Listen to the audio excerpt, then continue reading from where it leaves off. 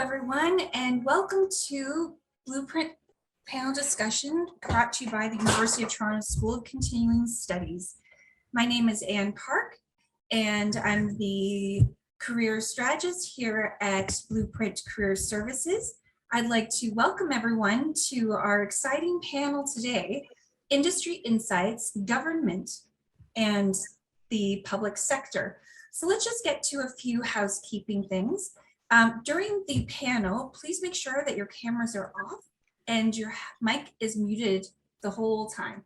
Questions that you might have, we will be addressing them at the Q&A portion of the panel, which will be taking place at about 1 o'clock. Type them into the chat and we'll make sure to address them. If we don't have time to address those questions, we'll be getting back to you with your responses. During the panel, please make sure to be respectful and non-judgmental of people's opinions that they may share in order to have an inclusive, open environment. And just to let you know, you are being recorded during the session. The session is being recorded, and we will be sending all of our participants the recording afterwards.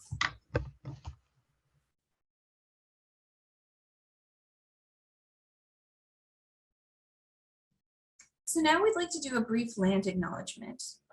I would like to acknowledge this land on which the University of Toronto operates. For thousands of years, it has been the traditional land of the Huron-Wendat, the Seneca, the Mississaugas of the Credit. Today, this meeting place is still the home to many Indigenous people from across Turtle Island, and we're grateful to have the opportunity to work on this land.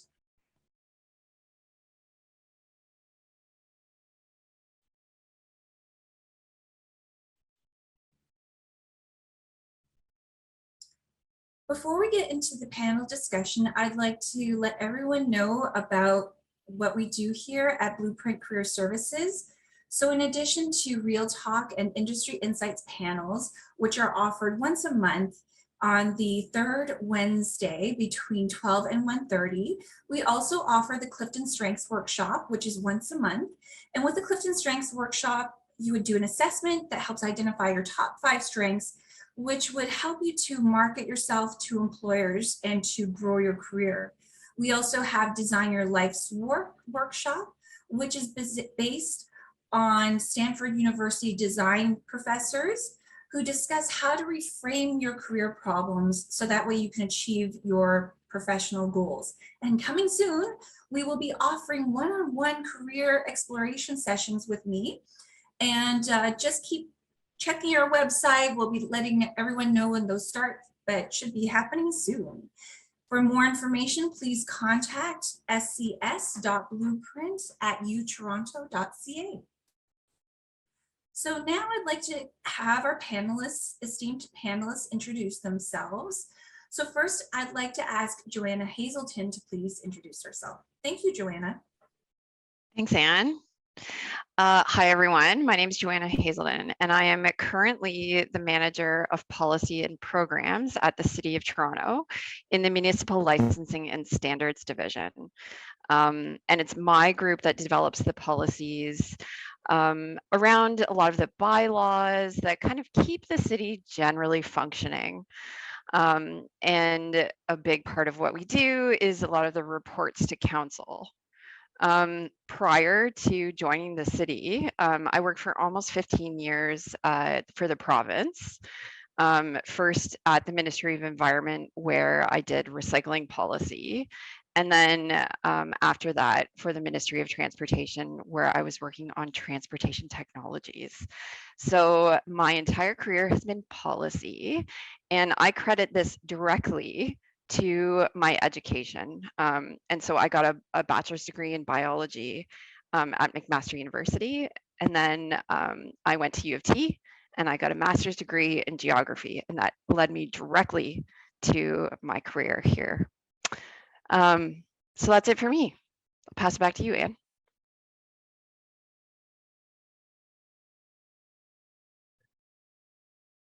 So I guess it is me next. So my name is Joseph Ali. I am currently in the role of Director, Digital Technology and Innovation at the province of Ontario. I have been with this organization for over 18 years, have been in different roles. In the past, I was head of IT for Service Ontario. I'm sure that you can relate to all of us here in the province of Ontario can relate to the services Service Ontario provides.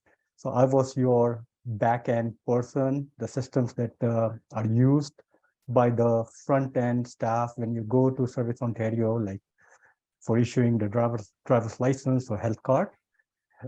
Before that, I was head of IT for Ministry of Health and Long-Term Care. So you can see that in 18 months, these are some of the blurbs of career paths that I have followed. Previous to joining the provincial government, I have worked in the private sector, in the banking, telcos, and retail industry. I'm passionate about teaching. I'm passionate about giving back, and I teach part-time project management, leadership, and IT courses. And I'm looking forward to having a wonderful session today. Thank you, Juzair. I really appreciate those introductions from both Joanna and Juzair.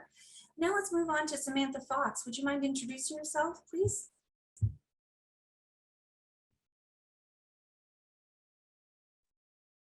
Hi, everyone. My name is Samantha Fox, although I typically go by Sam, and I'm a senior policy advisor at the Ministry of Colleges and Universities in the finance branch. So we do all of that back-end finance stuff that makes the university that you go to, as well as all the other publicly funded universities and colleges run. I've been in that position for just about 2.5 years. And before that, I worked on the government, but on the political side, in ministries like seniors, labor, municipal affairs and housing, and tourism, culture, and sport. And before that, I was actually out in the nonprofit sector working in arts and culture. And like Joanna, I credit my education, particularly my MBA in Arts, Media, and Entertainment at the Schulich School of Business, for introducing me to my love of cultural policy and later on wider policy issues. As someone who sort of more recently transitioned from the outside into the public service, I kind of know how tricky that transition can be, and I'm very happy to be here today to talk to all of you about that. Thanks, Sam. That was great. And last but not least, Stuart Campbell. Would you mind introducing yourself to everyone?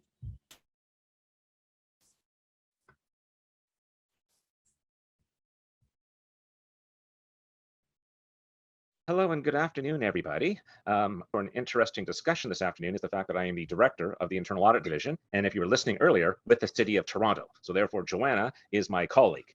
And I do stress that because one of the things I might bring out this afternoon is, contrary to some myths you might think about internal auditors, we're not out to get people, but we're out there to help people. So in other words, I'm there to help Joanna achieve her business objectives. So anyway, enough on that. We might get into some humorous discussions a little later on this. So I've been with the City of Toronto for the last 6.5 years. And like many of my colleagues on the panel today, I too, prior to that, was within the province of Ontario, holding various positions, whether it be in audit, finance, and technology for that matter as well. I am a CPA, and we'll get into later on how I became a CPA based on some of my academic background as well as my work experience. Aside from being a CPA and in my current position, I also, like Juzair said, I have a passion for teaching. I have been instructing at the School of Continuing Studies for 10+ years now in various courses. And I think when I did a quick scan of the participants, I think I recognize a few names there. So I've been teaching courses anywhere in accounting or finance and a bit of IT and auditing as well. So I look forward to discussing things with you today. I am a graduate of the University of Waterloo a number of years ago. And again, I look forward to our discussions today. Thank you very much. Thanks, Stuart. We're so lucky to have all of you today because I know that you have very busy schedules, but to me, it shows that your passion to help others to grow their careers. And I know a number of you are involved with School of Continuing Studies. which is wonderful as well, because it just, to me, it demonstrates that the instructors here that we have are people who are actually in the industry. They're not necessarily people that are just working purely in academics. They're people in the field. So by working with Blueprint Career Services and School of Continuing Studies, you actually get connections with folks such as those that are our panel. So thanks, everyone. So now we're going to get to the moderated question portion of our panel. So the first question that I have for everyone is that I would like to know is your story. I know we heard a little bit about that throughout your introductions, but I really want to know, how did you start your career working in the public service sector?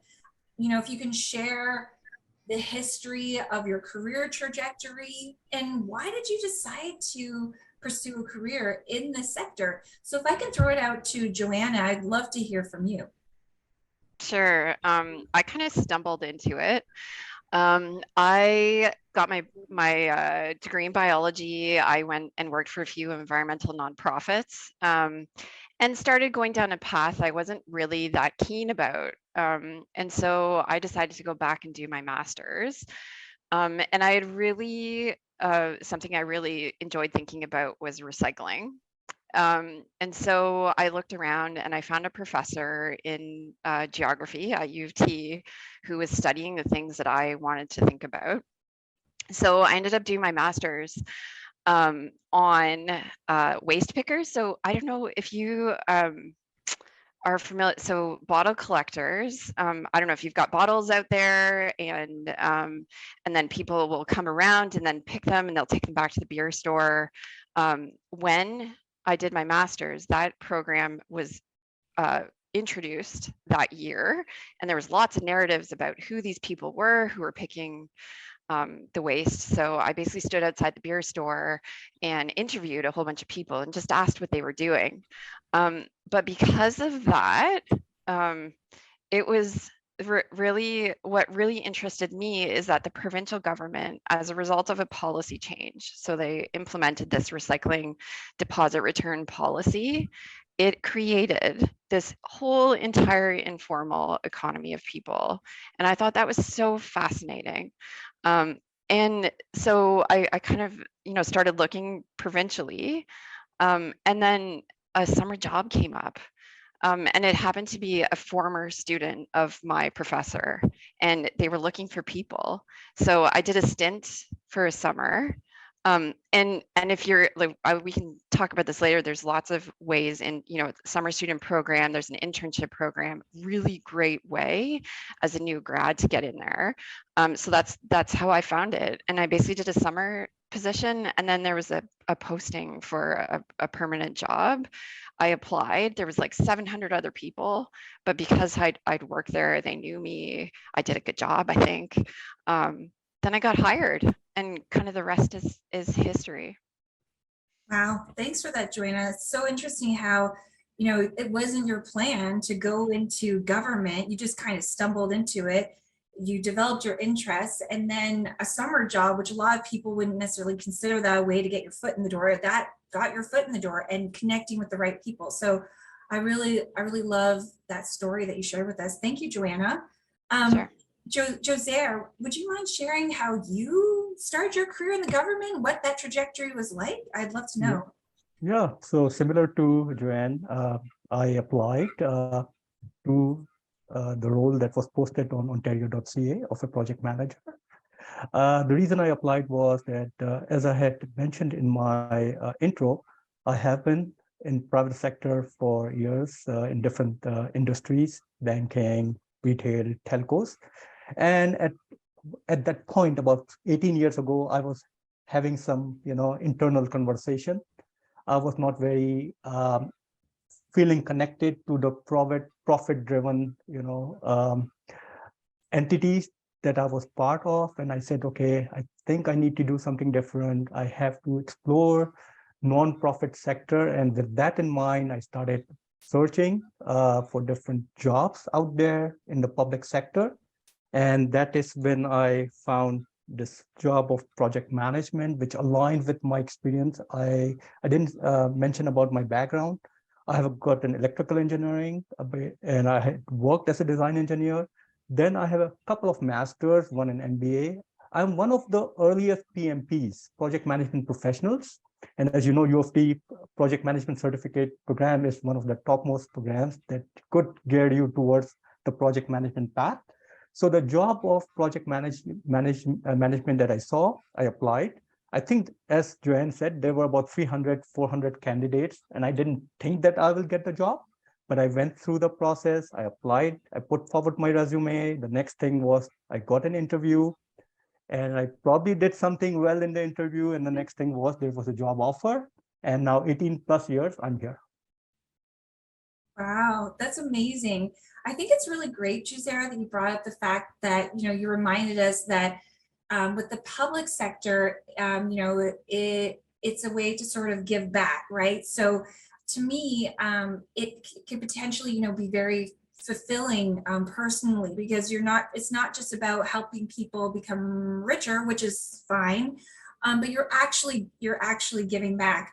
And I loved also that, for you applied to a job online. You didn't know anyone, but you beat the competition, and you must have well, clearly you have very excellent interpersonal skills, but you did well. So, I mean, I always talk to job seekers about the importance of networking, and most jobs, 90% of jobs are from the hidden job market. People do get jobs by applying online, but just do it correctly. And you need those interpersonal skills, which you've clearly demonstrated. So thank you for that, Juzera. Sam, would you mind sharing your story? How did you start your career? Because it does sound like you introduced yourself and you had an interesting career trajectory from what I've heard so far, but I'd love to hear more about it. So yes, I also did not plan on being part of the public service. My undergraduate degree is actually in theater, and spent the early part of my career working in the nonprofit art sector. And a lot of the work that I was doing there was doing advocacy, which is sort of what we call government relations in the nonprofit world.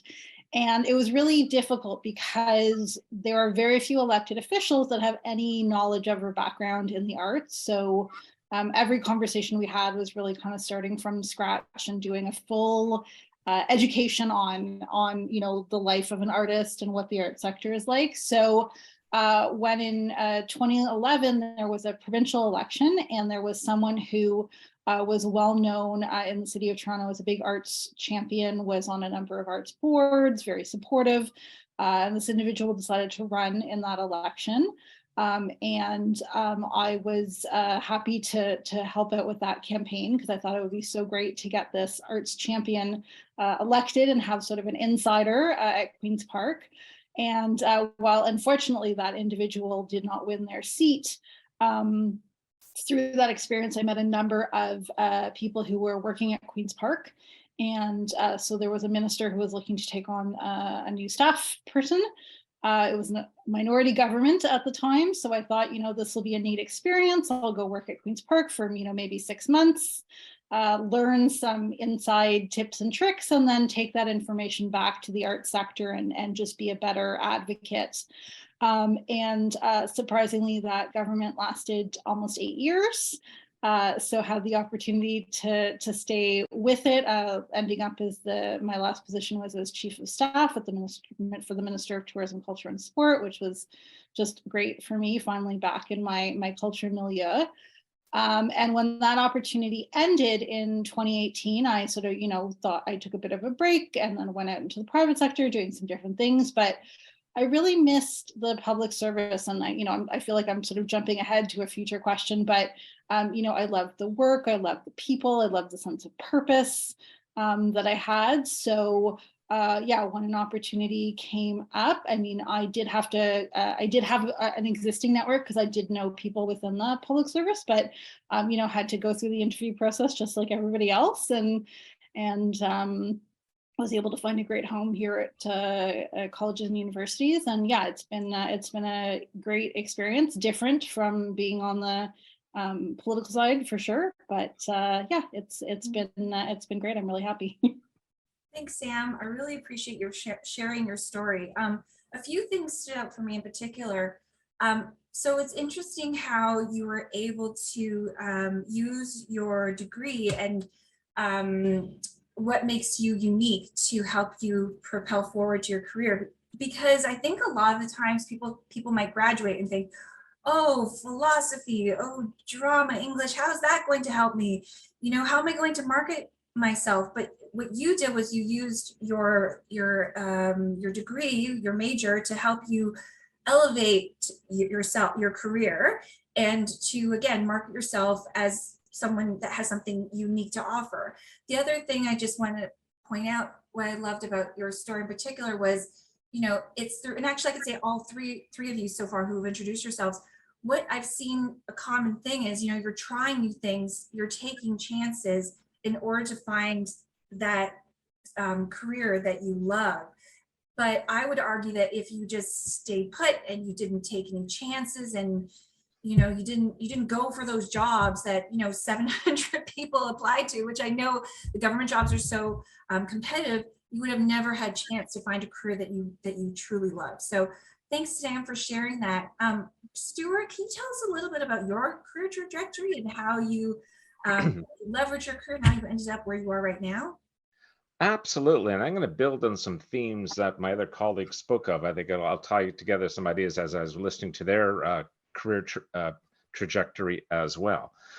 Well, to begin with, my initial focus, like my other three colleagues there, was not to say, oh, when I graduate, I want to work in the public sector. Instead, when I graduated from the University of Waterloo, by the way, I was in the co-op program, which was very helpful to get some gainful experience in various types of organizations. But I think my goal at the time was I want to be an information technology professional. I don't know where I'm going to work yet, but that's what I want to do. I wasn't really concerned about the sector, whether it be the financial sector, the public sector, the retail sector, or whatever. It just so happens that I did receive an offer graduating through a competitive process to work in the Ontario public sector. So I began my career in information technology. So I worked on a help desk. I was a programmer. I was in software support for supporting, I guess this is an old terminology now, Gisera, I apologize, end users and the utilization of technology into their business initiatives. While in the profession as an IT professional, just so happens, I met him at work, ironically, and he became a lifelong friend of mine. He migrated into the world of information technology auditing. So I know that's Gisère's favorite person, is having an information technology auditor assess him. Well, he's sweating a bit. Okay. Sorry, Gisère, didn't mean to put you on the spot. He said it's a great profession to get into. You can apply your technology knowledge, but as well too, you get a broad scope view of a corporation, how they operate.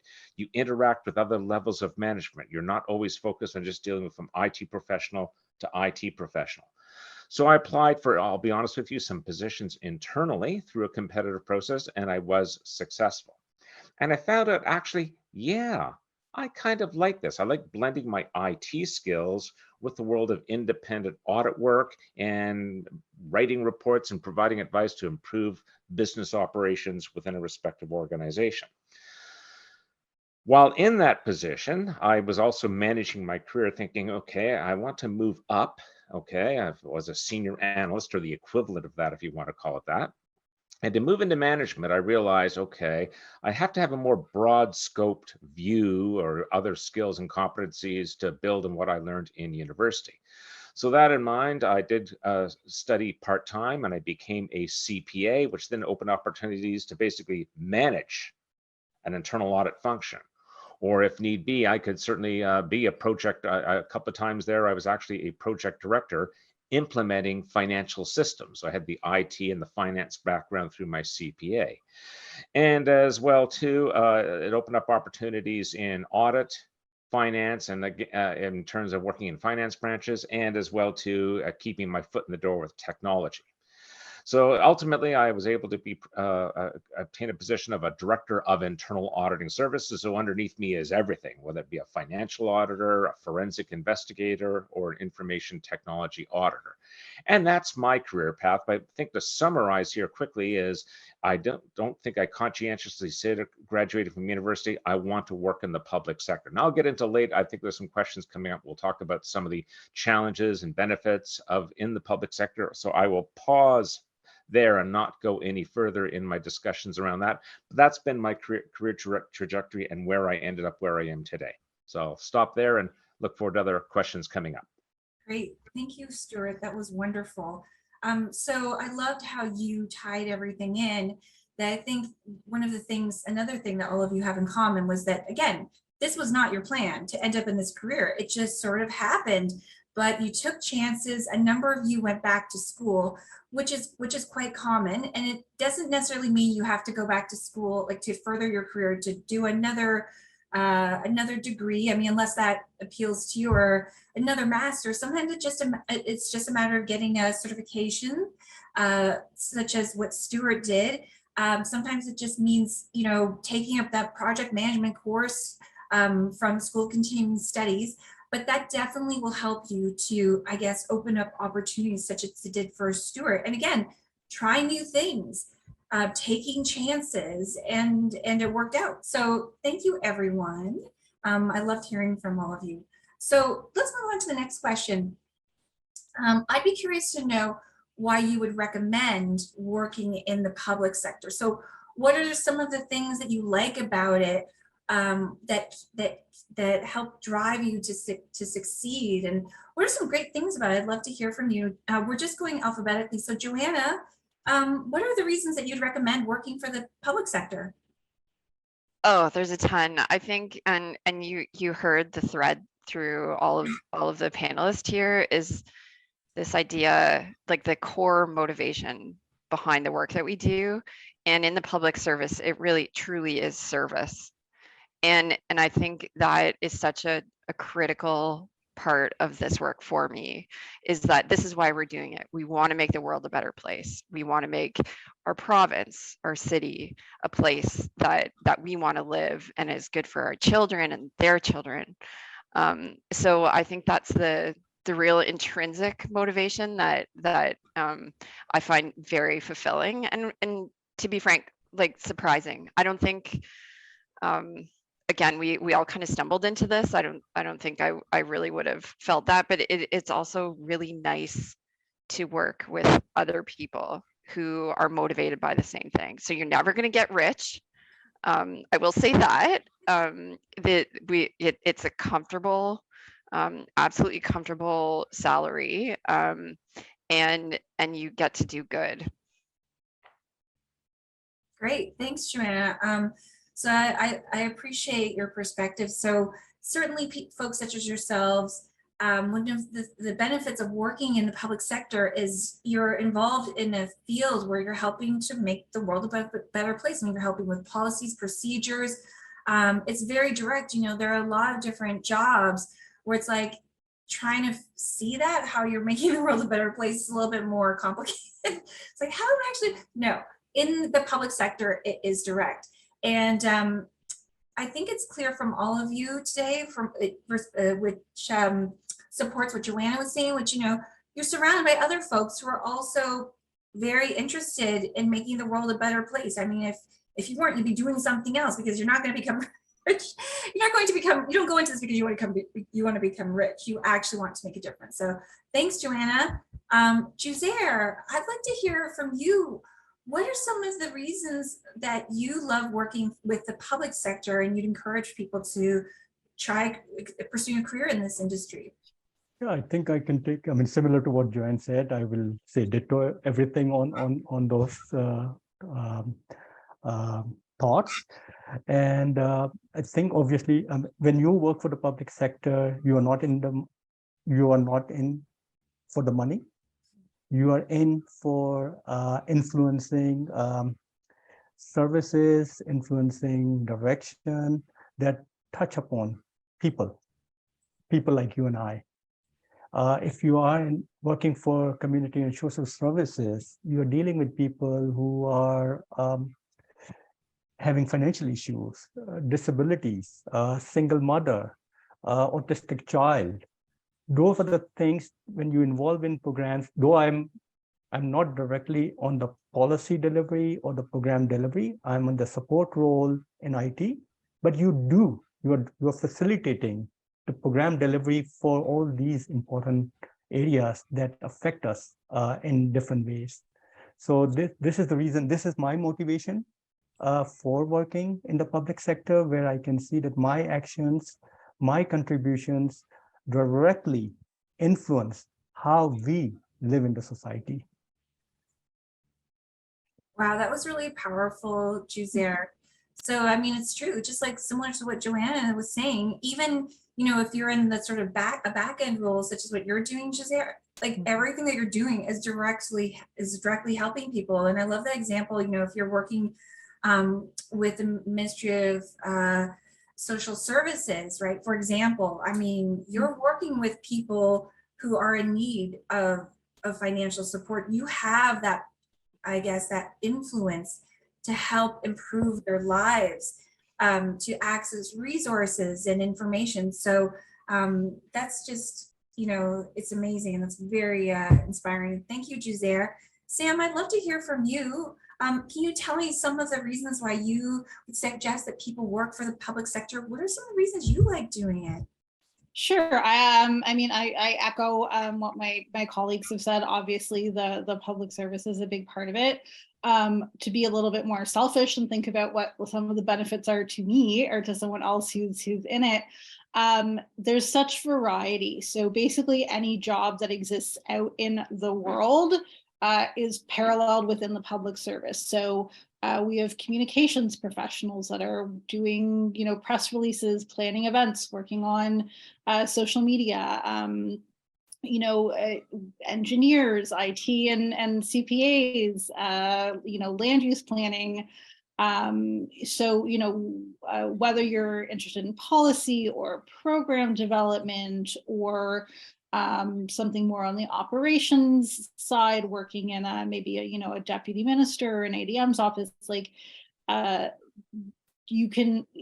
the job that you get when you start doesn't have to be your trajectory while you stay in the public service, and particularly at the province, it's so large, there are just so many different opportunities, so it provides you for such a interesting potential career, and is able to keep things interesting, and why a lot of people do end up staying with the public service for many years is there's just so many different opportunities.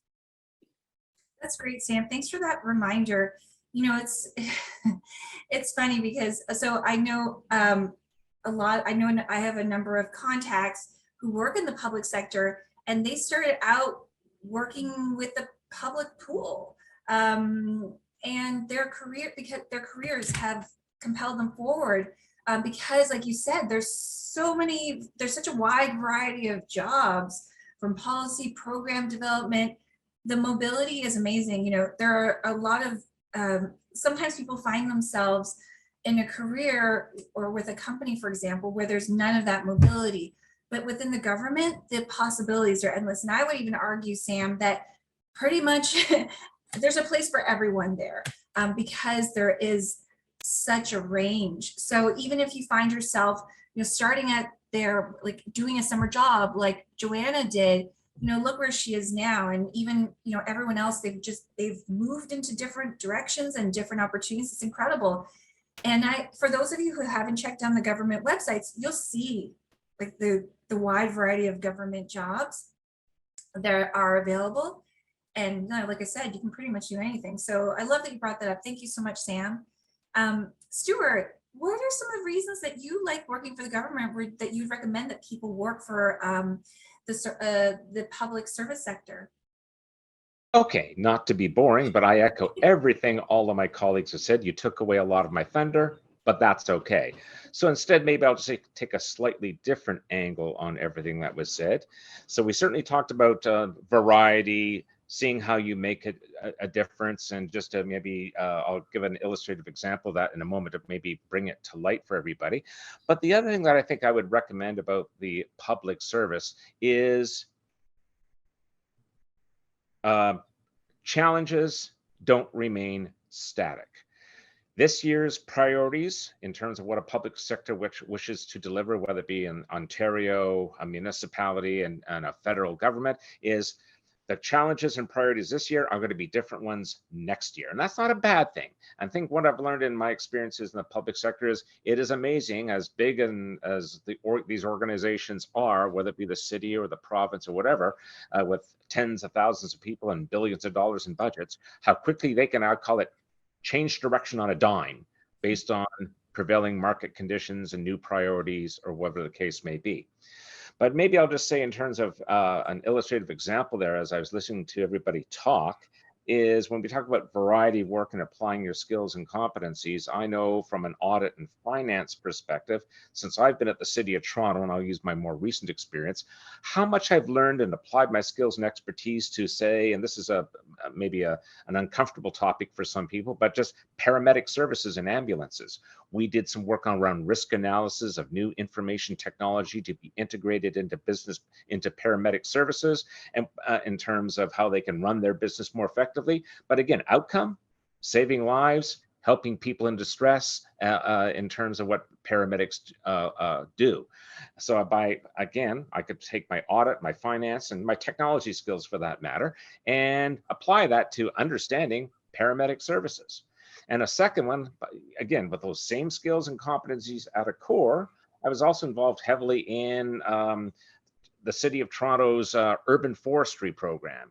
And again, this is not a discussion today on the different things that the City of Toronto does, but what I learned in the city here, and Joanna, correct me if I'm ever incorrect here, Toronto has the largest ravine system of any major city in North America, and they have to be maintained. I'm not talking about cutting grass and maintaining baseball diamonds or tennis courts. It's maintaining the forestry and providing the right mix of vegetation so that not one plant dominates the other. Well, again, it's a big business. It's an important business, given we have the largest ravine system in North America.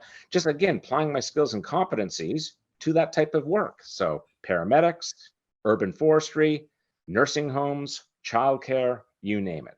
And I think in terms of why I'd recommend it then is you're not going to be locked in. So again, Jazair might be able to echo this, as he can take his information technology skills and competencies in his professional leadership in ComSoc, where you are now, healthcare, transportation, you name it. So I think you will never be bored, and you can effectively manage your career and do a lot of variety of different types of work and activity, but still have that core skills with you and learn new things as well. Thank you. Thanks, Stuart. That was, again, very exciting. So pretty much, you know, there's just so much there's so many variety of jobs or opportunities. So you were explaining that your core skills in you know, with regards to what you studied at school, in IT and auditing, you were able to work in lots of different areas, and it just sounds like it was a very interesting opportunity. So I think that for people who love learning about new things and really getting engaged in different industries, you know, working in the public service sector is the way to go. I mean, it just sounds so interesting. It sounds so interesting to me. And I love that you point out, yeah, things definitely, I can see how things change, right? Because it depends who's in charge. So that's always evolving, and I can see how that would definitely keep people engaged. So we're gonna mix things up a little bit. Stuart, I feel badly that we just keep putting you at the end just because of your first name. It's really not fair. So Stuart, you know, we're just talking about the reasons why you would recommend working in the public service sector, but I'd like to sort of have a frank conversation. What are some of the challenges of working in the public service sector? I can imagine, you know, because we don't want to sugarcoat things. If you can just share with us, Stuart, we'd love to hear about some of the challenges. Okay. By the way, I never mind going last. It basically gets me thinking about what to say more effectively. So never worry about putting me last. But with that in mind, I guess in terms of challenges, let me start by saying challenge can equal opportunity. So I can tell you right now, to all of you on this line right now, you're going to run into a lot of challenges in your career. It's not always going to be rosy, as alluded to by Amp. I think what you've got to say is, okay, either I'm part of the problem or I'm part of the solution. And I think that's the mindset you have to look at in your future employment opportunities, is say, okay, what can I do to make a difference? So that in mind, maybe I'll just, with that in mind, talk about some of the challenges. Well, number one is this might be an opportunity or a challenge, but contrary to some of the myths out there about public sector, things do not go as slow as one might think. It's not like, oh, we'll take our time, you know, no one really monitors deadlines and so on and so forth. They are monitored.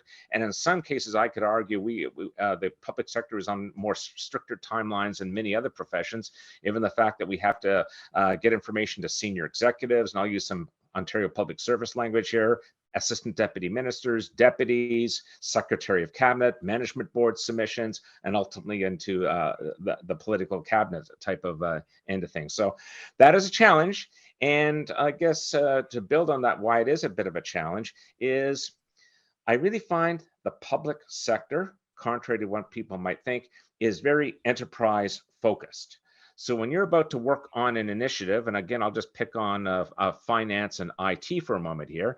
Yeah, I'm managing, I'm running, I'm building an information system or a new financial process in the Ministry of Community and Social Services.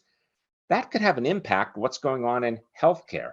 That could have an impact that goes on in better children's services. That could have an impact on transportation or the environment. So one of the challenges is as you're working on an initiative or project or working in an area, thinking, I have to understand the impacts beyond just where I'm working, the name of the ministry or the government department or public sector department that I'm working on. So I think that's a bit of a challenge, because sometimes I've learned in my career, if I can be open and honest here, is Stuart, working on an initiative, like then somebody comes back to me a few months later and goes, sorry, am I okay? you're good now. I'm sorry. Okay. Anyway, I won't repeat myself, unfortunately, if there's a gap there. But sometimes I've learned is somebody says, Stuart, you should have consulted with that area in your initiative. So it's just, that's a bit of a challenge, thinking you really got to think widely in terms of what your impact of something you're working on, or what an impact it has beyond just the walls of your department or respective ministry. The other challenge might be is a lot of what you're trying to achieve is not just simply, we're not in it for profit. Okay, this is not, we're not in the world of profit. We're not necessarily in a world of, oh, well, we can spend whatever we want. But at the same time, you have to remember some of the goals I'm attempting to achieve are not just bottom line. Or, well, I take that back. It is a bottom line, but the bottom line is not necessarily financial. The bottom line might just be better, improved services to those in need in the public. So it's a bit of a challenge you have to be on top of, and in some cases it's complicated. But as I say, I treat that as an opportunity. Thank you. I'll stop there. Thank you, Stuart. That was great. So I appreciate that you put, I guess, a positive spin. I think it's challenges. I agree with you. Challenges can be opportunities. It just depends how you spin it. And I can see how working for the government, you know, you think, oh, I'm working for this particular ministry, but your work actually has kind of like a ripple effect and affects everyone. It's not just sort of like a microcosm. It sounds like, you know, you really do need to think about all those things. You know how the work you do, again, it affects everyone else. So yeah, I can definitely see that as a challenge, but also an opportunity for you to just sort of think about the bigger picture and to, I guess, just something to be aware of. So thank you, Stuart. Sam, I'd love to hear from you. What are some of the challenges that you've kind of experienced that you feel comfortable sharing, or, you know, working for the public sector? I know that it's great, but every sector you work for has its share of challenges. So what would you like to share with us today with regards to challenges? Sure. I mean, for me, one of the things that was just really stark from, you know, as I transitioned from working on the political side to the public service side is, you know, particularly when you are starting out your career, you tend to, you know, and we're like where I am, where I'm a senior policy advisor, I'm many levels away from the decision makers. So be that the premier or the minister or the secretary of cabinet. And so sometimes these decisions or directives come down without much context, and it can be difficult to figure out sort of what the thinking is behind them, or the best way to implement them. There can be a bit of a disconnect between sort of the people on the ground and the people that are making some of those decisions. So that can be a little bit challenging sometimes. And then I think just the other one is more of that stereotypical thing, but is true is, you know, the public service, you know, be it the city of, you know, Toronto, largest city in Canada, or Ontario, the biggest province, they're big organizations. Change doesn't happen quickly. It happens very slowly and with much deliberation and consultation. So, you know, if you're lucky, you work in an area that gives you some autonomy and allows you to implement things quickly. But sort of from an organizational wide perspective, sometimes the pace of change can be a little bit frustrating. But I guess the Stuart says, but an opportunity as well. Yes, everything's an opportunity. It's about reframing, right? So yes, I can see how it can be frustrating at times, you know, being in frontline positions and having these decisions made, and there being a disconnect and not maybe understanding why these decisions are made.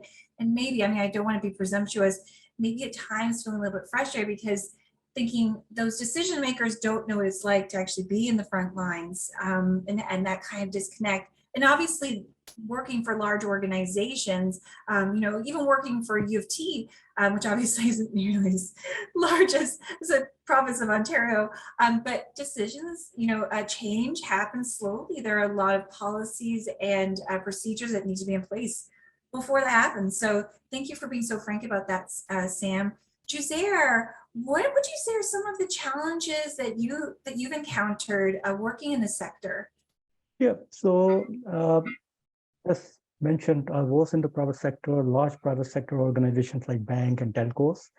So some challenges that you will encounter in those organizations, those are also relevant for government, because government is also a large organization. It tends to be bureaucratic. Large organizations tend to be bureaucratic. If let's say that if you are a software engineer, you want to purchase a software, a cool tool, and you just want to, you know, go online and buy it. Sorry, that's not going to happen. There are some procedures, processes that you have to follow. You have to be aware of it. And if you don't like those processes, then it can be challenging for you. But if you understand that why these processes have been put in place, what is the best way of moving your agenda forward, then it can be exciting. The other part is the complexity of stakeholders, internal and external. And this is what my colleagues also mentioned, that when you want to do something, even the premier of the province wants to do something, they cannot just get up in the morning and say that this is where we are going. They have to work with the colleagues. And when this message comes down to a particular ministry or program area to deliver a program, it seems in the beginning that it is straightforward, we can go ahead and do it. But as you move forward, you will find that there are tentacles. Ministry of Health wants to do something which will affect the same person on the street, but Ministry of CompSoc, Community and Social Services, or Ministry of Education has a program that has got some implications. So that could make it not at the policy level, at the delivery level, additional complexities, dealing with, you know, complex stakeholders, internal, external stakeholders. That's a whole new ball game. I'm not going to get into it. That's much more complex. And then basically processing all this information and putting in your implementation plan so that you can thoughtfully move forward. So if you are able to take all these, you know, tentacles of information and not get, you know, ruffled or frustrated, then you will do well. But if you find that, oh, these are the mountains to cross and these are the challenges or institutional, organizational challenges, then your life will become a little difficult. So that's where I will end. Great, thank you, Juzair. Sorry, I just keep thinking the metaphor they use the tentacles, but it's actually quite appropriate. So what I got from that is, you know, like the other panelists were saying, there's a lot of in terms like bureaucratic challenges and lots of processes, and things take time and there's so many complexities with internal and external stakeholders. And if you feel frustrated by that and you don't understand, it just gets you, if you feel it very challenging, it's just not going to make your life very, very good. But if you accept that this is the way that things are, that there's a reason for these complexities, you'll do great. So thank you for reminding that. It's just interesting how sort of like now I'm just sort of seeing things as like my metaphor, like a web, right? Like how the government, everything is connected. It's not just like one straight line. And I think it's really important to recognize that if you decide to pursue a career in this industry. Joanna, last but not least, I'd love to hear if you have anything to add with regards to some of the challenges that you have seen working in the public service sector. For sure. I mean, I again echo everything that everyone has said. I remember when I first started at the provincial government, I remember thinking I'm going to be crushed by all of these layers of approval. And it just like how, like, just like, oh, I just want to do this one little thing. But I think with maturity and time, you start to appreciate that as a province or as a municipality that has such wide-ranging impacts on people's lives, you can't do things quickly. Like if what you're a gorilla, oh, what's the metaphor? Anyway, it's like the importance of making sure that everyone's on board, that this is a good decision. There's those checks and balances. I think it took me a bit to really realize and appreciate why. Which is what some of my colleagues have said. I think one thing I'll add is that, working in the public service, this is taxpayer money that's paying our salaries, doing the things that we do. There will never be enough people to do all the things that we're being asked to do. There will never be enough resources. There will never be enough just even like computers and working laptops, and like there's things that we are resource constrained. So I think that is definitely a challenge that you just have to work with, is that we all you do the best you can. And you'll always wish that there was like 5 more people to help, but like, it's just, you kind of got to accept it. So we all work, in my experience, everyone works really hard. And it's, the pros outweigh the cons. Great, thanks, Joanna. So I think that you're bringing up some very good points. So first of all, you pointed out some of the challenges that you've seen, but overall the pros outweigh the cons. And I think again, you're making a very good point, which ties up with what a lot of the panelists were saying, which was it's frustrating because changes take time. There's so many channels to go through, and it can be, it doesn't happen quickly. But on the other hand, because these decisions impact so many people's lives, it's with maturity and understanding that, of course, we can't make decisions quickly because they have such a great impact on people. So I think that, again, understanding similar to what Jose was saying, like the bigger picture of why decisions take so long, I think that will help to ground you. So I really love that you helped sum that up. We're going to have maybe one more facilitated question. So the last facilitated question I'd like to put forth to everyone before we bring it to the chat and find out what our wonderful participants would like to know. I'd like to find out, throughout my career, volunteering with the public service sector and being interested in jobs in the public service sector and helping other people get into this industry. We know that these jobs are very competitive.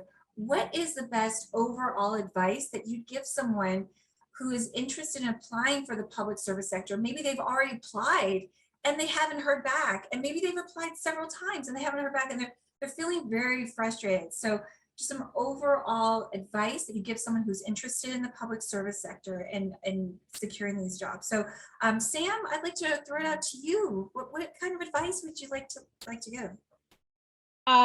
Thank you. And as Joanna alluded to, there's never enough people, and we're in a constant cycle of hiring. So I can speak quite easily to this because I do really know what we're looking for.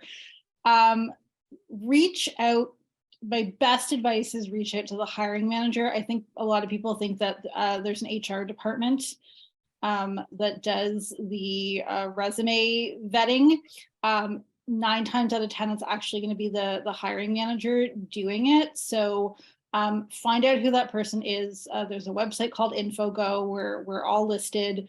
I know my manager, if anything comes to her that says, dear hiring manager or dear sir or madam, she does not continue reading it. So find out who the person is. The job description should say the branch or the unit. If not, reach out to somebody in the director's office, the EA or the AA, and just say, I'm looking to apply for this job. The idea is X. Can you please let me know who the hiring manager is? It makes such a difference. Most hiring managers will have a coffee or a virtual coffee with you before you've applied to a job. So again, I recommend reaching out. Again, these are public service policies, so I can't necessarily speak for other levels of government. Again, because these are managers who are doing hiring on top of their day-to-day jobs, they don't have as much time as they'd like to devote to the process. So don't stay within the guidelines for length. Don't go over. They want to read things sort of quickly and put them on the yes or the maybe pile and then kind of move on. Don't be overly creative. Again, the hiring manager shouldn't have to work too hard to figure out sort of what your skill set is and why you'd be right for the job. And these days, a lot of jobs are internally posted only. So if something is getting posted externally, it's often because that person's looking for a particular set of expertise that are not widely found across the public service. So zero in the job description on what that specialized skill is. And I would really try to emphasize that in your resume. Great, thank you, Sam. So I agree with you. I think a lot of people think that, you just apply to a job online and that's it. But really speaking, trying to find those direct managers who hire for those positions and having coffee with them, either virtual or in person, is great. And then really looking at those postings and try to find those specific skills that they're looking for. Don't just send the same generic resume out for everything. Connect with the right people. Make sure that your resume specifically gives them what they want and more, and tells a story. Because when you sit down with them, you'll get to do that coffee chat thing. Thank you so much, Sam. In no particular order, Joanna, what is some advice that you would give in addition to Sam on folks who are interested in pursuing a career in the public service sector? Yeah, I would, to echo Sam, if you put dear and then dear Joanna, that very few people will go that extra mile to ask for a coffee chat, to do that little bit of research, and it's just it goes a long way. So I would say that for sure. Try and get the best way to get your foot in the door is often, especially early careers, the summer school, the summer positions. The provincial government has an Ontario internship program. City of Toronto has an urban fellows program designed for early career people. And so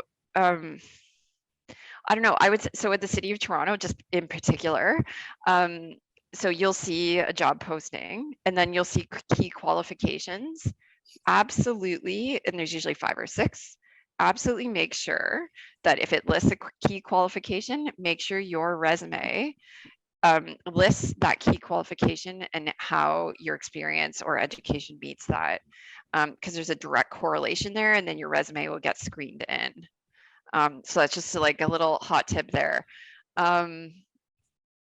I would customize your cover letter. The worst is getting a cover letter that's dear hiring manager, I'm applying for this position that's not actually the position, and you can tell they just blanketed and right away, nope, spelling, grammar, forget it. So it's the details that matter. It's got to look good. And last thing I will say, you are doing right by even attending a panel like this. Use the resources at your disposal. Take Anne's offer. Take her up on that to review your resume. Use those resources that you have especially U of T, you paid a lot of money for your education here. There's career services. They know what they're doing. Get the help. Yes, absolutely. Thank you for that. So again, focus on those key qualifications. Make sure that you look at them and put them in your resume. Customize both your resume and your cover letter, because the worst is when it's just the generic cover letter. You really do need to put that effort in, because it's about, I say, it's about quality, not quantity. You're wasting your time if you don't customize. And connect with the right people. Take advantage of opportunities that are maybe aren't necessarily the career, like the summer jobs, which I believe it's the one for youth that goes up to 27, 29. But they are posted very early. I think they're posted in January, February for the summer, and they're super competitive. So check those out. And even if it's just, like a customer service position, it's your way to get your foot in the door. So thank you for sharing that. So let's see here, Stuart, let's hear from you. What are some tips that people can, or like insider information? How do you get those interviews, Stuart? Okay, well, maybe I think we've quite sufficiently covered the importance of a resume and some of the technical aspects of the resume and so on. So maybe I'll go slightly different and talk about what if you get that opportunity to have a face-to-face interview or web, Zoom to Zoom interview, whatever it may be in this day and age. One point I'll maybe hearken at, in terms I'll link that in with the resume: don't fabricate your skills or your competencies or your accomplishments, because I think, as my colleagues have identified, certainly we're pretty clear on what we're looking for, the skills and the attributes and the qualifications. Our interviews are going to be designed around those skills and qualifications and other competencies. So if you don't have them, and you might have put them in a resume thinking, oh, great, this person has A, B, and C, whatever they may be, it will come out pretty clearly in an interview that you don't have them. You're going to embarrass yourself and then some, and waste our time as well. So I just caution you on that. If you don't have the skill or competency, don't say that you do. Okay, that's my one point. And again, I think I'm somewhat building on what others said, is if you're in the interview, please research the organization that you've applied to. I'll be honest with you, nothing turns me off more than basically holding a competition for a position, and you can tell this person didn't even bother knowing what does the city, I'll just use Toronto as an example. What are the City of Toronto's current challenges and priorities? What's it dealing with right now? What's its decision power versus the province? Again, I don't expect you to have 20 years of experience understanding that, but enough to know that, hey, this is what the current environment we're dealing with right now. And it's a real turnoff when it's like, well, you don't even know what a city does, or in some cases, it sounds like you think we're part of the province, or whatever the case may be. Do your research and don't fabricate. Thank you. Great, thank you. Absolutely. And this applies to every job, right? So yeah, you can sort of massage a resume, but don't lie, because they're going to ask you specific questions, and you're just wasting your time if you're lying. So definitely don't do that. And research, right? So you want to come prepared for the interview. Research the ministry. Demonstrate your interest. They're not going to hire someone who doesn't demonstrate that. That's huge. Thank you for that, Stuart. Juzair, what about yourself? So let us know some tips, some insider information. This is all such juicy information to me. I love hearing all of this. Yeah, so I think most is covered. I'm not going to repeat those. Resume, research is very, very important. I have found that when we are hiring a DBA, database administrator, we find application from truck drivers. So I do not know what they were thinking. The database can be driven by somebody who drives truck. I don't know.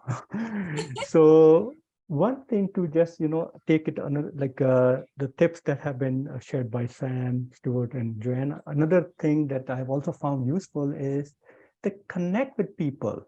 Let's say that if you're in IT or policy or marketing or communication, connect with people through courses or through your networks, with the people who are doing those kind of jobs at the ground level, and get further insight. Because many times what happens is in the government that in the recent past, we have not been doing it, but in the past we have done this quite often, that when I need for a project, a resource, and I have ability to hire fast and furious without posting it online, I reach out to my staff members. I'm looking for a project manager. I'm looking for an architect. Do you know anybody who can, come in and help? Then we have got different ways of hiring. We can get them on a temporary assignment. There's a whole, fee for services consulting arrangement. And we are always looking for like recommendations from the core team members who we have tremendous trust, because they are at the end of the day deliver on whatever needs to be delivered. So that is another tip that I would bring to the table. Great, thank you, Juzair. So it's funny because when you're explaining your career trajectory, how you applied online, and that's, of course, you brought all of these amazing skills and your soft skills and your hard skills, but you also pointed out the importance of networking, connect with people, meet people, and it's true.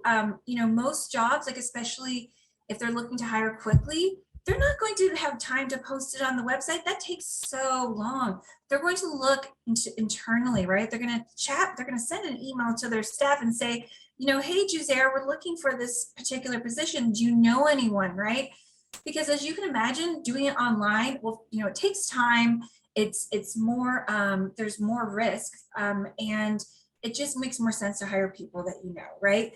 So definitely, I hope that people that are listening today, and actually I should touch on this before. So the fact that all of you are here, and I think Joanna, you might mention this, that's amazing. That's showing that you're thinking outside of the box and that you're actually working to network and get to know people, right? And get insider information, because that's invaluable. And by working at U of T, working with U of T and attending courses, taking your project management courses and other courses where you're actually meeting with industry experts, that's all part of networking. And that's how most people find their jobs. I'm sure that all of the participants out there probably have their own stories, right? So thank you for that. I want to make sure that we have time for our questions with that. Juzair, you have your hand? Yes, of course. Just want to add one more comment, and that is going to be very relevant to the people who in this forum, that when you enroll in a course, your instructor, like myself, who's associated with the industry, we are also watching out. So when you are enrolled in a certificate course or at the university level, if you put your best foot forward with your professor or with your instructor or with your colleagues, they will become your champions. So I have hired people in my organization for my class, and I've only done not to everybody, I've only done to those, or I've recommended them to somebody else when I found that they were dedicated, they knew what they were talking about, they can be relied on.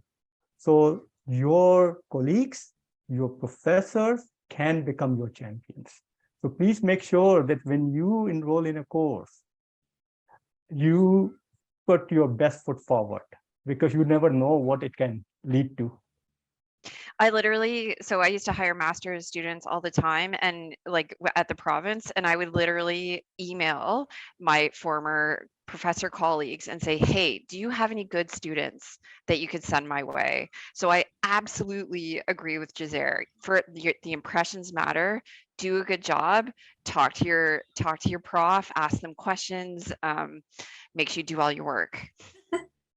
Yeah, absolutely. I love that you both brought that up. So I like as a person who's gone back to school several times, I know that it's not necessarily about getting an A+ in the course that you're taking, but like you said, Juzair, showing up, right, putting the effort into it, making those connections with your instructors, not just sort of sitting back, and you're already working with them, so it's not like you're going up to a stranger. By the fact that you're in the course, you have that connection with them, so it's a lot easier than sitting in a coffee shop and listening to conversations and piping in. So this is your opportunity through education, through School of Continuing Studies, and through other programs that you might be involved in education. So I love that. It's so inspirational again. So we have some questions from our wonderful audience. Again, if I don't get to all of them, I do apologize. We will respond to them and we'll post them, like the ones we don't get to, we'll post them on our website. So I'm just going to look here in our chat. So the first question that we have, and any one of our wonderful panelists can share your response. How can one join the Canadian Civil Services as a junior officer and entry level? Can anyone answer this? Or I wonder if this is maybe a bit more industry, like sector specific. Is there anyone that can speak about that, or what would you recommend? Or any thoughts? I know it's very specific. Yeah, I've never worked at the federal level. I assume that it's the same, a similar process. Yeah. Thank you, Joanna. Any other insights? What do you recommend? I mean, you know, I could say right now, PSAC just went out on strike, so they're out in front of their buildings. So if you've ever wanted to connect with someone who works for the federal government, they're out there, and I'm sure would be happy to have your support as they march and talk someone up and you know, see when they go back to work if they have any openings. I mean, it's sort of a unique opportunity. Wow, I think that's incredible, Sam. Like that's something I would never think of, but they're literally outside. And not to be presumptuous, but they probably sometimes might be a little bit not the most exciting thing. I mean, obviously it's very important, but you know, they're out there. I'm sure I would assume that they'd be open for those conversations, and that's such a great suggestion. So go out there, chat with them, you know, and be prepared. Don't just show up and, you know, say, hey, be prepared. But I love that. They're literally right there. Thanks, Sam. Unless anyone else has any other feedback for that question, we're going to move on. So Joanna, we have a question for you. If you could please share with us the link for the summer recruitment. Someone asked for that. Like I know, Joanna, if I'm not mistaken, there's not, when I saw jobs, at least for the Ontario government for the summer program, it's on the gojobs.gov.on.ca, and it just says summer jobs. And I believe that those are closed right now because, I mean, it's likely they may still be there, but I think they start putting them up in January and February. Where would they get that? I just did a wee Google. I would say, so I just put in the chat here. So gojobs.gov.on.ca, that's the main career site. So I will say you can sign up for alerts, like job alerts. The city also does the same thing. Go to their career portal and you could sign up for alerts there. Yeah, I'm not sure if that's been posted or not. So, okay, so there's the summer employment. There's also a master's co-op stream that if you're graduating from your master's, that's another separate stream. And I would have to find that one too. And then there's also the Ontario internship program. So the intake for that one I know is earlier in the year. But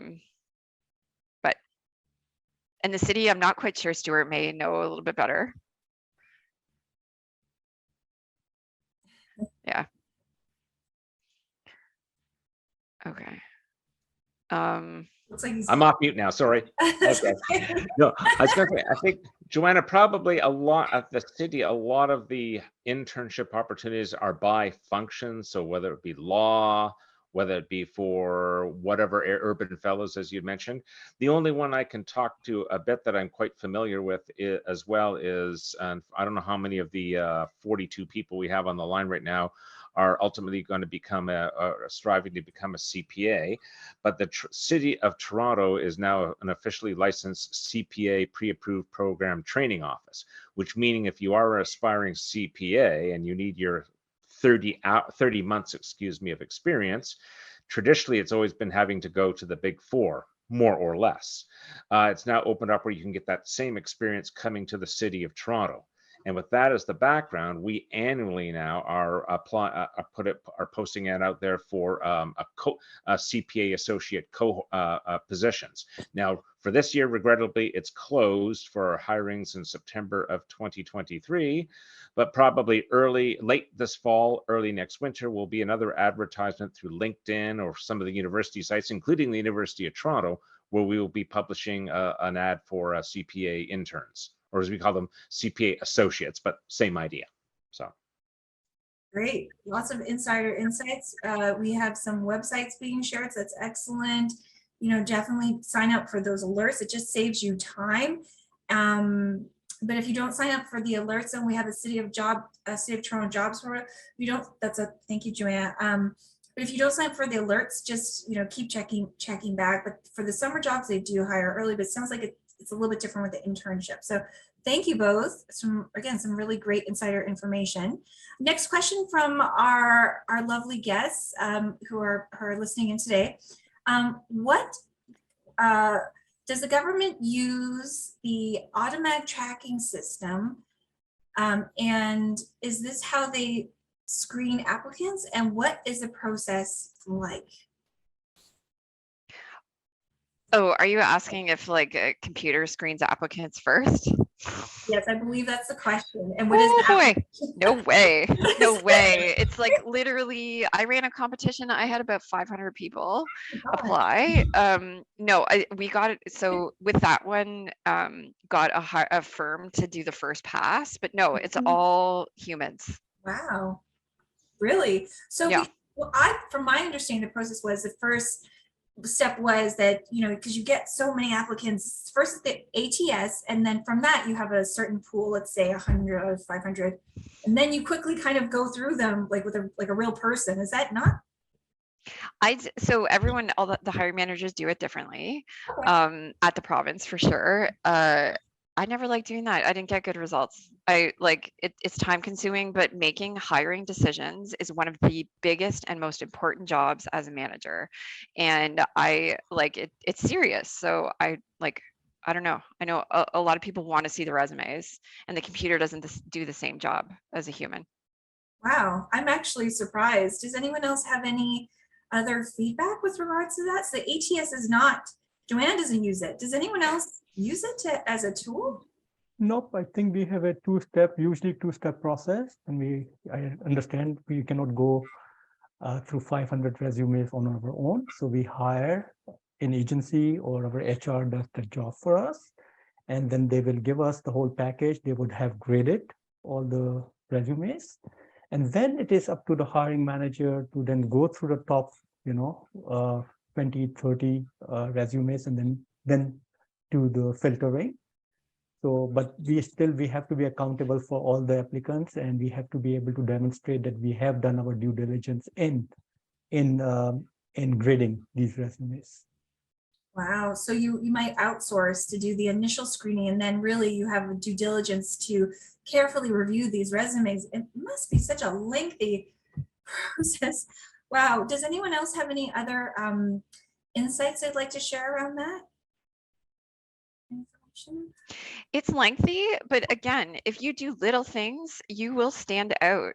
Like if you say, "Dear Joanna," I'm like, "Oh yeah, I'm going to take a special look at that one," because so many people don't. It's crazy, and you don't realize it until you're on the other side, that people don't take that extra time. So just put in a little bit of effort. It will go a long way. Great. And this information is available out there. I mean, we're very lucky because especially with the government, I mean, one of our panelists, I think Sam has said that the hiring managers' names are out there. I mean, LinkedIn is another great tool, right? So everyone should be on LinkedIn. I'm assuming most of you are.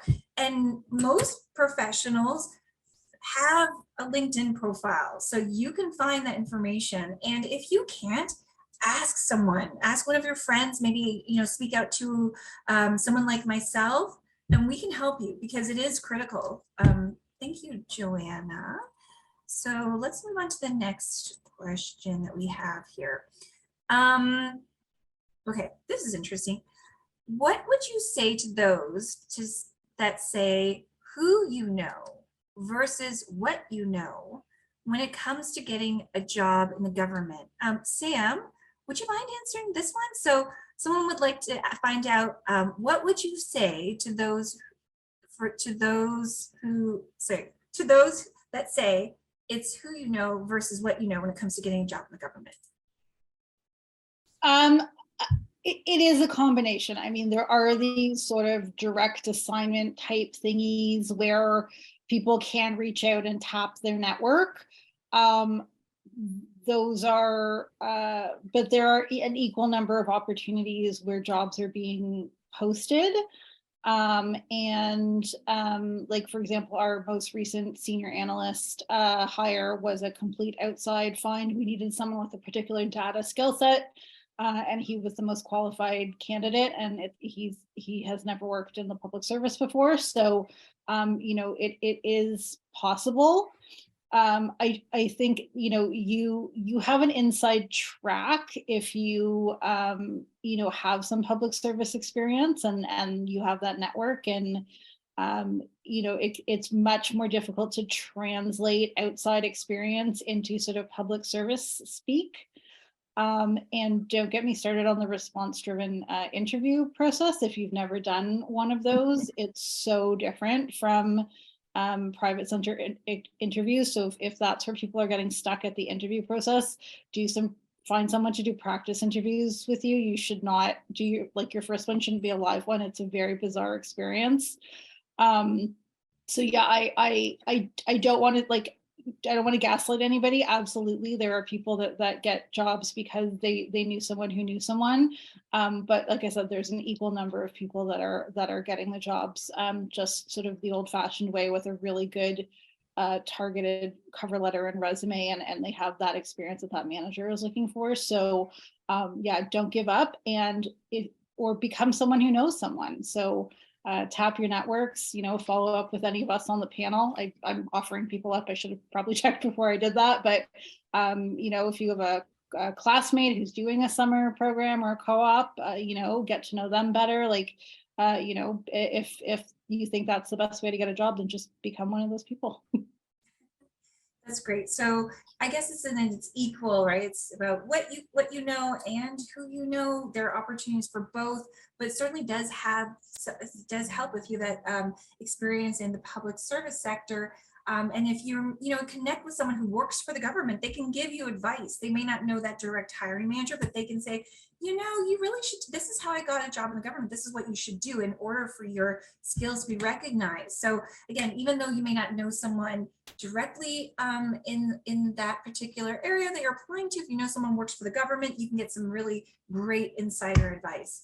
And let me just say, I did not get the first public service job that I interviewed. I think this was the fourth one that I interviewed for. And like I said, I had political experience. I'd worked in a number of ministries. I knew a lot of people, and it still took me a number of tries before I was sort of the right fit and had the right experience for a job. So, you know, it happens to all of us, and it's certainly not a reflection on how smart or talented or amazing you are. You know, I would say just, you know, keep trying. If that's something you want to accomplish, then keep going. Absolutely. I love that. So it's so encouraging to hear the words because, you know, in supporting folks to achieve their career goals, it can be so discouraging when you're applying to jobs and you have interviews and it's not working out, and it's hard not to take it personally. You know, you think, like you're saying, you think, maybe I'm not smart enough, maybe I'm not personable enough, but really just, you know, it's not you. Oftentimes people have already decided who they want to hire and they're already just kind of going through the process. But eventually, you know, if you keep doing the right things that all of our panelists have suggested, you will get there. It does work out. I mean, I don't mean to sound, you know, overly positive, but I mean, I can't help it. That's part of my job. So thanks for that, Sam. I think that we have maybe one more time for one more question. Again, for those questions who haven't been answered, we will be responding to them because they're all such amazing questions. This one's quick. Okay, so how long should my resume be? 1 to 2 pages, 3 to 4? And actually, if I could just throw this out there, I was speaking to one of my colleagues about this because, like I said, I've applied to those government jobs too, and I have had those interviews. If you look on the gojobs.gov.on.ca website, there's a job search guide, and from my understanding, they can be longer than your resume can be longer than the traditional resume, which is 1 to 2 pages. Should your resume for these government jobs be more than 2 pages? Is that okay? I've got lots of experience. I cover letter 1 page, maybe 2. resume 2 pages. Okay. Otherwise, you're gonna lose people. And if you can't, like, it's also speaks to being pithy and really refining and editing what you're saying. So less is more. Juzair, would you agree with that? Absolutely, yeah. I think a cover letter of 1 will work for me, and 2 pages resume at max. The only exception I would say, because I think in the province it can be up to 5 pages. Yeah. If you are, and I don't know if this applies to anyone on this panel, if you are a more senior seasoned person and you're looking at a more senior position and you have that longer career history, that might be the exception to the rule. But if you were, particularly if you're looking at sort of more of a junior policy advisor, junior analyst, those types of positions, absolutely, I would stick to a 2-page resume for sure. So Sam, just for fun, I had applied for assistant deputy minister's position, and my resume was 1-pager, and I was just wanted to test it out, and I basically almost got the job because they were so impressed that look, you could put something in 1 page, and they liked it. So yes, agree that the going approach is that you need to have a longer resume, but when you are just experimenting, see, you could, that was my way of standing out, and it worked in that case. But yes, it has not worked in many other cases. I'd suggest using a little bit of color. If you make your titles blue, make sure the fonts are all the same. You've got page numbers. Like, it's those little things that if it's all wonky and if your font is like super tiny, like, oh my gosh. So I would, do it, print it out, send it to someone you trust, send it to people like Anne, and get them to look at it. Like, that's what they're there for. That's great. Don't put your picture. Don't put your picture. It makes everyone uncomfortable. Yeah, I bet. That's such great advice. So it sounds like, so we were saying less is more, except Sam, if you're applying to a more senior position. Interesting, Juzair, the fact that you were able to condense your resume into 1 page, and hey, you got the interview. That's amazing. So, yeah, I mean, I think, and what Joanna was talking about too, like, put yourself in the shoes of the hiring manager, right? Don't make their lives difficult. Don't make their font tiny. Make sure to personalize it. And if you're not sure about it, I mean, because resumes and cover letters are not simple, right? Like, these are skills that we learn over time. But if you're having challenges, and even if you think, oh, this is a piece of cake, get a second pair of eyes to look at it. Reach out to services like us. And there's so many agencies out there that are free, and the ones you pay for too, but where you can get a second pair of eyes. Get your friend, if you trust your friend who's really good at reviewing cover letters and resumes and catching for grammatical errors, etc., get them to look at it, because spell check doesn't catch everything. So I wish that we had more time, everyone. We have 2 minutes left, and I'm afraid that if I throw a question out there, that you're going to have some amazing responses. I know that's what's going to happen, because that's what's been happening so far, and we'll go on for another 2 hours. But we're just closing up. And Joanna, thanks for sharing the information. You have shared your contact information. So for those also, I encourage people to connect with us and our folks, via LinkedIn. Maybe that's a great way to connect with people, participate in some of our School of Continuing Studies courses. There's so many ways that you can continue these conversations, because while you may not have had a chance to maybe speak directly to our wonderful panelists, the fact that you participated, you have that connection with all these amazing people who took time out of their busy days, where they are, I'm sure you've been given a lot of responsibility, and thanks, Sam, there's no pressure of everyone, to chat with us. So I want to say thank you to everyone. I learned so much. You know what, honestly, I'm going to share this information with those I'm supporting, because it's rare that we get this insider information on such a competitive yet fulfilling, rewarding career in the government. So thank you, everyone. Thank you in no particular order, just from what I see on the screen: Juzair, Joanna, Stu, and Sam. I learned a lot today. Thank you, everyone. And yay, have a wonderful day, everyone. For those of you, again, I didn't answer those questions. I will post them online shortly. Have a great day, everyone. Thank Thanks. you. Best of luck, everyone. Bye. Thank you. Thanks, everyone.